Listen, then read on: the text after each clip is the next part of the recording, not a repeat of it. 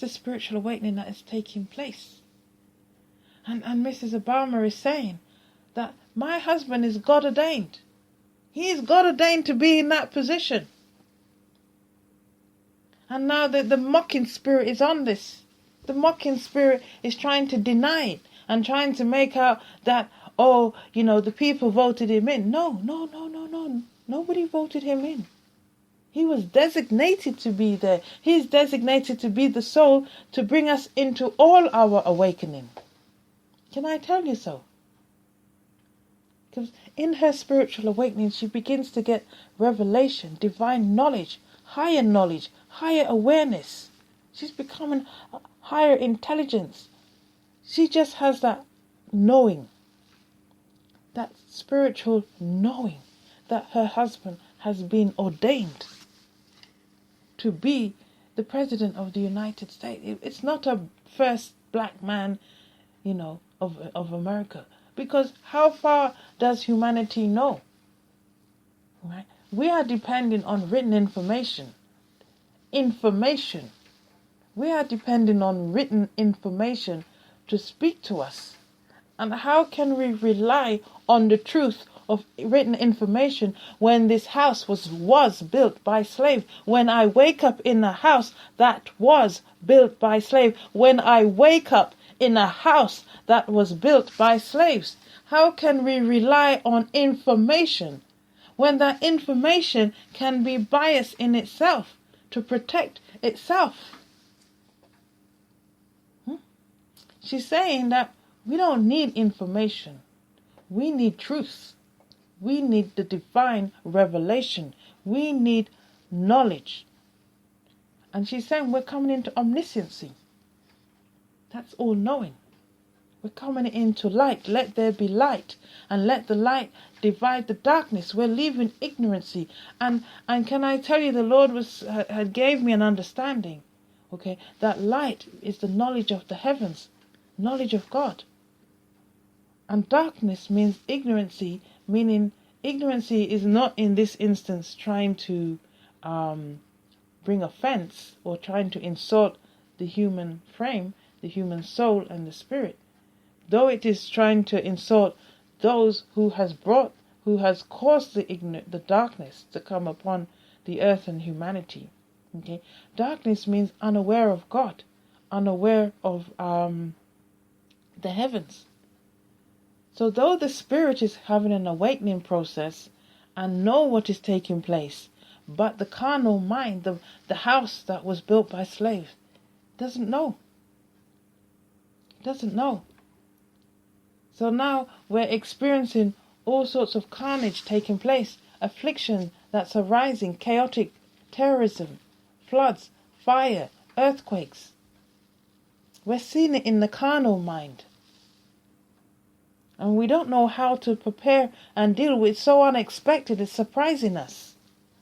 In the carnal mind, this house that was built by slaves. And I was just saying that many of us are in counterfeit positions. We're not in our true value, in our true location, in our true occupation. And we don't even realize that there are times where the Lord can ordain people. He can locate people to be in certain position, especially in this time of transitioning that's going place. And these people carry what it takes to help the people to cross over. The Lord appointed Moses, and he told Moses to take up Aaron. And then he told Moses, look for the wise men. And then he appointed Joshua to take the preceding generations across. So each time the Lord was having a time of transitioning or moments of transitioning, the Lord had his appointed leader. And then within that appointed leader, they then had to appoint people, others. And they weren't just any old soul, I'm going to put it that way, any old soul. Because he also appointed the Levites. And when I read on Jesus here in St. Luke's, right, because I wanted to read where Jesus says that a prophet is not recognizable in his hometown. Okay, And in the early part of Jesus' ministry, according to St. Luke, he called out to the Levi. Okay. And I've got this small printed Bible here. I don't know why I took this small printed Bible, because my eyes isn't scanning so quickly. Okay. But the main theme is that Jesus is saying that a prophet is not recognized in his own hometown. And I really wanted to see what did Jesus mean when he says that, and that's chapter 4, 20, verse 24. And Jesus says, he says, and he said, "Verily, I say unto you, no prophet is accepted in his own country." And he said, "But I tell you of a truth. I tell you of a truth. Many widows were in Israel in the days of Elias, when the heaven was shut up 3 years and 6 months, when great famine was throughout all the land. But unto none of them was Elias sent, save unto Sarepta, a city of Sidon, unto a woman that was a widow." Okay, and that's talking. And then in the New International Version, it says here, "Yet Elijah was not sent to any of them, but a widow in Zarephath, in the region of Sidon. And there were many in Israel with leprosy in the time of Elisha the prophet, yet not one of them was cleansed, only Naaman in the Syrian." Okay. So again, it's saying that the unexpected happened. The unexpected happened in what you'd presume be the expected. And this is what the First Lady is talking about in her spiritual awakening. That's her theme here. The unexpected in the expected, within the expected.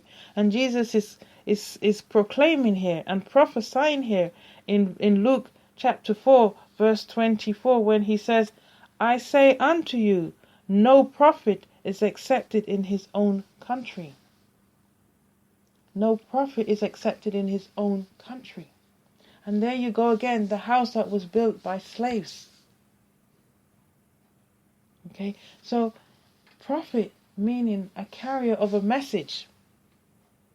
Okay, and that message, we interpret it to be in the future. And it has yet to pass.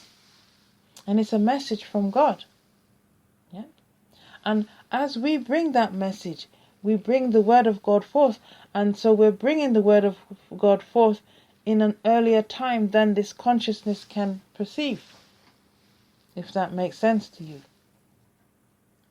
So Mrs. Obama, in her spiritual awakening, is seeing something, but yet in the house that was built by slave, in the carnal mind, it's not yet in perception.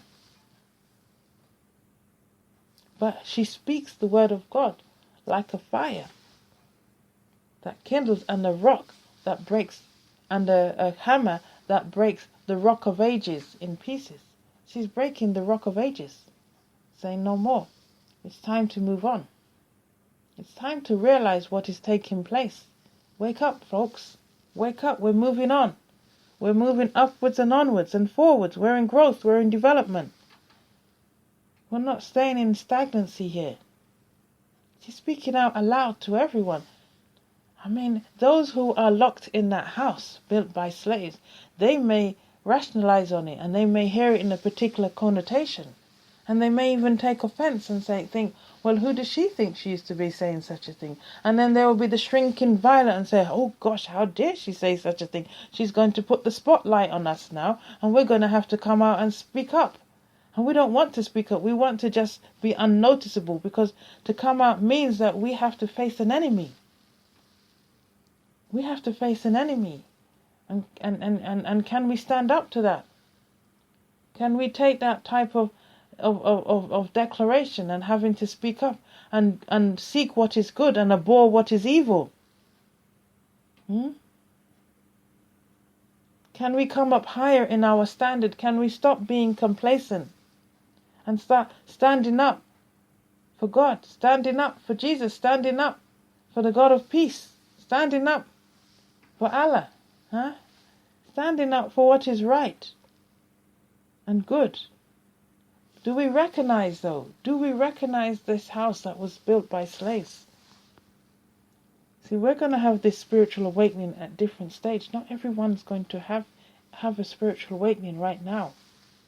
But she has, and she cried out with it, not knowing that she was being aroused. She was being aroused. You see. And she says, all of you are very much the fruit of their vision. Right? And she said, and while the founding fathers might not have imagined the day when a black man could be president. You see, is it that they've forgotten where they came from? Is it that something had obliterated the memory of where they originated from? That now there was no imagination left because the house was built by slaves. So the spirit of slavery was upon the house. That means being under another. That oppressed, suppressed, depressed. That put restrictions on them and restrictions. There's no that free liberation of getting along and accepting one another and seeing the value that we offer and knowing that there's a purpose in each of us and there's a message that each of us has to bring forward so that in this end times we are ready, because the Lord wishes for all souls to be saved. He's the maker of the earth, the heavens and the seas and the fullness thereof. You see? And how many of us applauded her? I'd like to ask that question. How many of us applauded her for making that stand, for coming out and making that stand for all of humanity? She wasn't talking to one particular person, and she wasn't even talking to the human flesh and the human reasoning. She was actually going higher. Can I tell you, it probably wasn't even an accident that she should say that. Can I tell you, maybe it was a scheduled event for the First Lady to come out and speak out, because the Lord had Jeremiah and Jesus. Jeremiah was speaking to higher spirituality. That third voice, that was a high spirituality, because with this 1,000 years of holy sabbatical rest that is upon our threshold, upon the doorstep, ready to knock that door. Okay? It's 1,000 years of holy sabbatical rest. Resting in holiness in the tabernacle of the Lord. And then after that, when that 1,000 years is up, we're going to go back into spiritual wickedness. But according to St. Mark in 15, that means we shall be what you really call Christians, the anointed ones. And the Messiah shall be cut off, according to Daniel 24. See? So, and that's when the Lord will make his final judgment. So right now we're dealing with lower entities because our minds is in a low ebb. We're not meant to be slaves. I know we refer to Noah and his three sons. And the Britain will never be slave, but they are slaves. They are. We're very downtrodden here. People's minds are in low ebb, low energy. And so the transmitter and the receiver is receiving entities that are jealous because they've got judgment put on them. And so now people here in England are easily jealous at the slightest little improvement in another person, and they will do what they can to cut that situation off. The Henry VIII, they cut the heads off.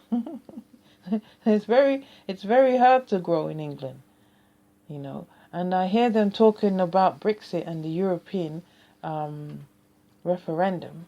But I think the most important thing that they need to build is the people's self-esteem. Put back value in people. Put back appreciation, love for one another. Okay? Here in England, as soon as you try to climb a little higher, you know, somebody will come and bang you back down. Whichever way, whether it's buying a nice car, whether it's a home, whether it's in the workplace, there's, you know, people are forever banging you back down. There isn't any growth. This house that was